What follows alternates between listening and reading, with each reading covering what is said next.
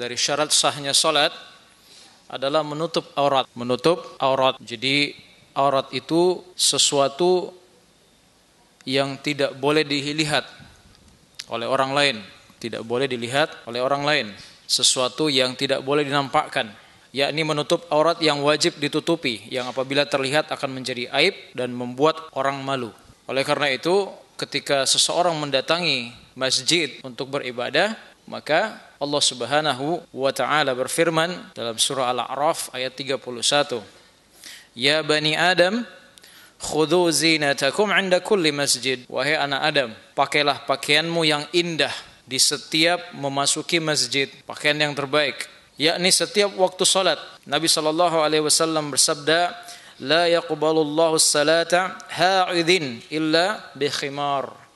Allah tidak akan menerima salat seorang wanita yang sudah haid atau yang baligh, yang sudah dewasa, kecuali dia memakai kerudung atau penutup. Insyaallah taala akan ada penjelasannya. Ibnu Abdul Bar rahimahullah ta'ala menyatakan para ulama berijma' sepakat tentang batalnya salat orang yang tidak berpakaian sementara dia masih mampu menutupi tubuhnya dengan pakaian. Batal salatnya orang yang tidak berpakaian ataupun dia telanjang. Nanti di halaman selanjutnya kita bisa mengetahui kenapa. Tidak ada perbedaan pendapat tentang wajibnya menutup aurat dalam salat saat seseorang berada di hadapan khalayak. Demikian pula saat sedang sendirian.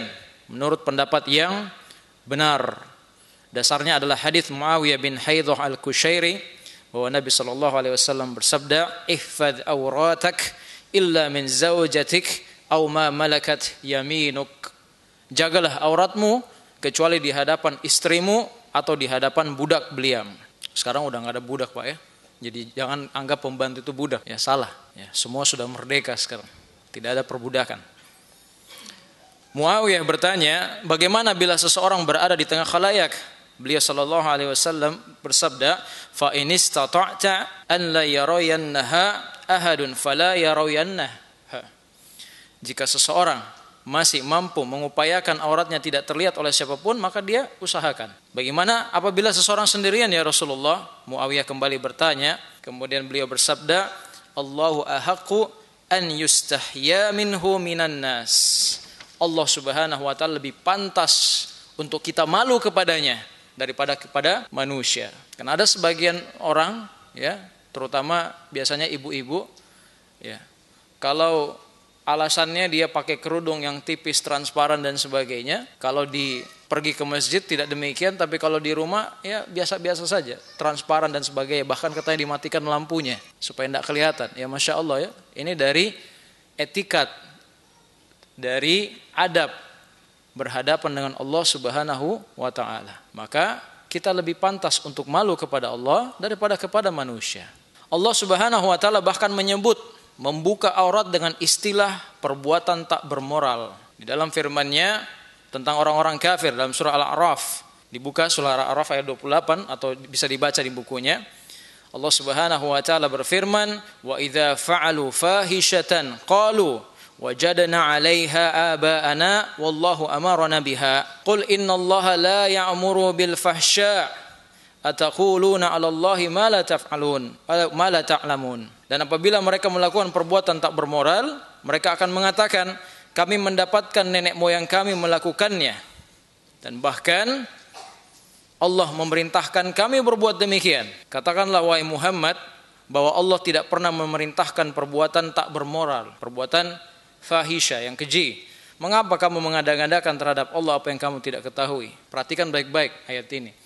Ayat ini menceritakan sebab turunnya ayat ini karena dahulu, di zaman dahulu, zaman jahiliyah, orang-orang musyrikin itu kalau tawaf di Ka'bah, mereka tawaf dalam keadaan telanjang bulat. Dulu ya. Jadi datang ke Ka'bah, sampai di Ka'bah mereka buka bajunya. Dengan alasan apa? Jadi bajunya dia lempar di tempat tawaf, dia lempar, dia buka semua sampai dia telanjang bulat, kecuali yang dia tutupi adalah kemaluannya saja. Kemudian dia tawaf, baju itu sudah tidak diambil lagi, diinjak-injak saja. Kenapa begitu? Karena mereka mengatakan kami tidak mau memakai pakaian yang kami pakai untuk bermaksiat kepada Allah, makanya kami buka. Jadi dia buka sambil tawaf dan pakaian itu dia injak-injak, Masya Allah. Akhirnya turunlah ayat ini. Jadi di sini dijelaskan oleh Syekh, kaum jahiliyah biasanya melakukan tawaf keliling Ka'bah dengan telanjang dan mereka menganggap itu bagian dari agama. Karena itu tadi, nenek moyangnya menyuruh mereka kalau masuk ke Ka'bah mau tawaf, buka baju kalian, karena baju kalian itu kalian pakai untuk bermaksiat pada Allah. Tidak sepantasnya kalian pakai baju itu untuk beribadah kepada Allah Subhanahu wa taala. Maka buka. Jadi mereka buka karena ini perintah dari nenek moyang. Makanya di sini Allah tegur, Allah sanggah. Qul, katakanlah wahai Muhammad, innallaha la ya'muru bil fahsya. Allah Subhanahu wa taala tidak pernah memerintahkan kepada kekejian. Karena perbuatan tersebut adalah perbuatan yang tidak bermoral, tidak bagus, perbuatan dianggap sebagai perbuatan fahisyah, keji. Ya Masya Allah, sekarang lihat, kalau Allah saja menganggap perbuatan itu sudah tidak bermoral, berarti orang-orang yang menampakkan auratnya pada hari ini, khususnya para wanita yang tidak menutup dirinya dengan hijab dan sebagainya, memakai pakaian-pakaian yang bisa menampakkan auratnya, ini bagian dari singgungan Allah dalam ayat ini. Dikatakan bahwa itu adalah perbuatan yang tidak bermoral. Ya, Masya Allah. Coba kita baca di paragraf selanjutnya. Kebiasaan membuka aurat dan melihat aurat yang tersingkap dapat menggiring kepada kejahatan yang membahayakan. Dia dapat menjadi sarana seseorang terjerumus ke dalam perbuatan keji dan dekadensi moral, seperti realita yang dapat disaksikan di berbagai masyarakat sekuler yang kehilangan kehormatan dan mengalami dekadensi moral, maka keburukan pun merajalela dan kebaikan menjadi sirna. Coba perhatikan Pak, kita hidup di negara yang serba sekuler, serba mengusung kehidupan bebas. Akhirnya apa? Perbuatan tidak bermoral tersebar di mana-mana, sehingga banyak dari kaum laki-laki yang terjerumus dengan adanya fitnah-fitnah dari kaum wanita yang membuka auratnya. Akhirnya mereka banyak yang tergoda, banyak yang muncul penyakit dalam hatinya. Akhirnya terjadilah perbuatan-perbuatan yang tidak diinginkan, seperti pemerkosaan, pembunuhan dan sebagainya. Masya Allah. Menutup aurat dapat melestarikan kebaikan dan akhlak yang luhur. Oleh karena itu syaitan begitu gigih menggoda manusia agar membuka aurat mereka. Ya, Allah Subhanahu wa taala memperingatkan kita melalui firman-Nya dalam surah Al-A'raf ayat 27. Lihat, ya bani Adam, la yaftinannakumus syaitanu kama akhraja abawaykum minal jannati yamzi'u anhuma libasahuma liyuriyahuma sawatihima. Wahai anak Adam, janganlah sekali-kali kamu bisa ditipu oleh syaitan sebagaimana dia telah mengeluarkan kedua ibu bapakmu dari surga.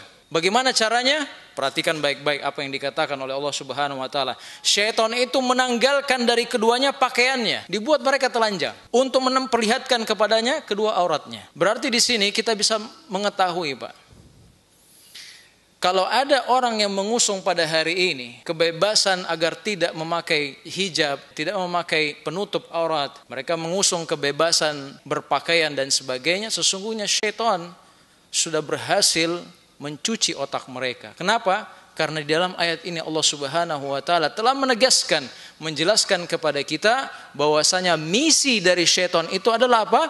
Untuk membuka auratnya laki-laki dan perempuan. Membuka auratnya laki-laki dan perempuan, membuka auratnya perempuan. Ini misinya mereka. Dengan begitu banyak anak Adam akan terjerumus ke dalam kemaksiatan. Makanya Nabi SAW pernah bersabda, al-mar'atu aurat. Perempuan itu adalah aurat. Seluruhnya adalah aurat. Maka ketika dia keluar dari rumahnya, maka syaitan akan menghiasi dirinya. Membuka aurat adalah salah satu tipu daya syaitan. Dewasa ini telah banyak masyarakat dunia yang terjerumus dalam budaya tersebut. Bahkan mereka menyebutnya sebagai kemajuan dan seni. Masya Allah. Akhirnya apa? Didirikanlah klub-klub nudis. Kaum wanita terbiasa memperlihatkan wajah-wajah mereka, bahkan memamerkan tubuh mereka di hadapan kaum pria tanpa rasa apa? Sungkan lagi. Sudah tidak ada rasa malunya lagi. Dan menutup aurat itu wajib dilakukan. Karena Allah Subhanahu wa taala berfirman, "Ya bani Adam, qad anzalna 'alaikum libasan yuwari sawatikum warisha." Kata Allah Subhanahu wa taala, sesungguhnya kami telah menurunkan kepadamu pakaian untuk apa? Menutup aurat. Maka menutup aurat dengan pakaian yang membuatnya tidak terlihat adalah sebuah kewajiban dan keharusan. Kemudian Syekh hafizahullah taala di sini mengatakan batas aurat laki-laki itu adalah dari pusar hingga lutut. Ini berdasarkan hadis Ali radhiyallahu an. Nabi sallallahu alaihi wasallam bersabda, "Jangan perlihatkan pahamu dan jangan pula melihat paha laki-laki yang masih hidup maupun yang sudah mati." Ada beberapa hadis dalam hal ini menerangkan masalah aurat laki-laki ya. Nah, memang ulama berbeda pendapat dalam masalah aurat laki-laki.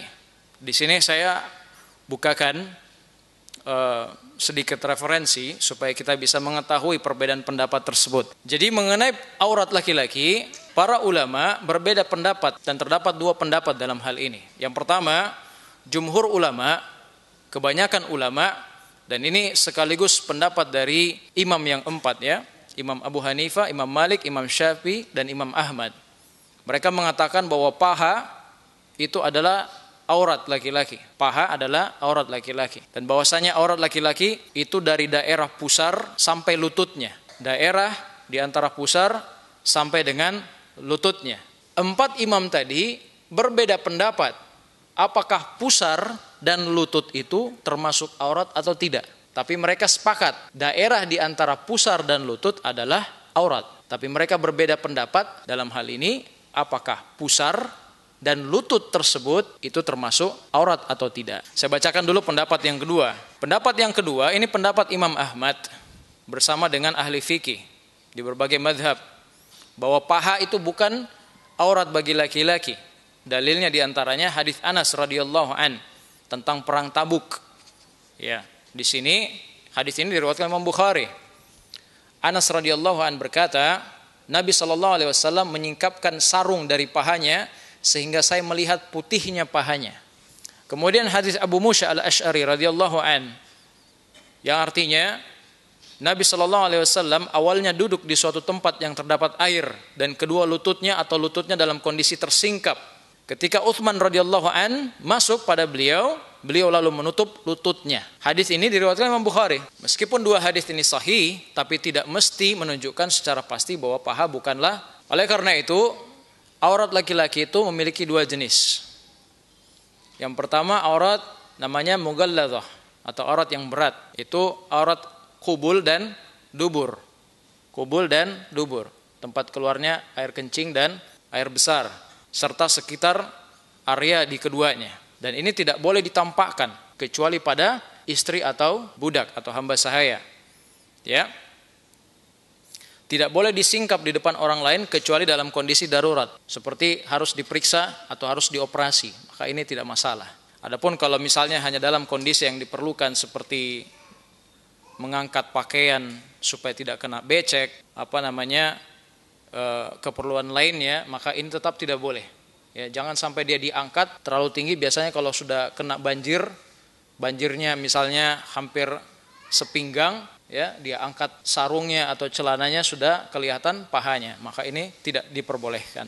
Yang kedua, aurat mukhaffafah, yaitu aurat yang ringan. Nah, ini bagian paha sampai ke atasnya. Termasuk di dalamnya itu adalah lutut, ya. Karena Nabi sallallahu alaihi wasallam pernah memperlihatkan lututnya, walaupun ada sebagian hadis yang mengatakan bahwa lutut itu adalah aurat. Namun hadis tersebut lemah, dianggap lemah oleh sebagian ulama. Kesimpulannya, yang mana sebenarnya aurat laki-laki, maka yang lebih tepat dan lebih hati-hati dalam masalah ini, paha itu adalah aurat. Paha itu adalah aurat. Adapun pusar dan lutut, dia tidak termasuk aurat. Namun, pertanyaannya, kenapa kalau ada orang yang pakai celana pendek pergi sholat, kelihatan lututnya, terus dia pakai sarung? Karena ini menyangkut sopan atau tidak sopannya dia menghadap kepada Allah Subhanahu wa taala. Maka sudah sepantasnya itu harus ditutup. Karena tidak mungkin, Pak, kita datang ke, memangnya kalau dada ini bukan aurat kita buka baju sampai di pusar saja baru pergi sholat? Jawabannya tidak. Karena Allah Subhanahu wa taala berfirman tadi, khudhu zinatakum inda kulli masjid. Ya, pakailah pakaianmu yang terbaik setiap kali kamu memasuki masjid. Ya, baik. Oleh karena itu hati-hati terhadap paha. Ini sebagian dari kita biasa kalau belanja, ya, celana misalnya, celana pendek itu yang kelihatan pahanya, maka sebaiknya tidak diperlihatkan. Adapun tengkuk atau lutut, ya, misalnya kita naik motor atau naik sepeda tidak sengaja kelihatan lutut, maka lutut bukan dari aurat. Ya, ini menurut pendapat yang rajih, yang kuat.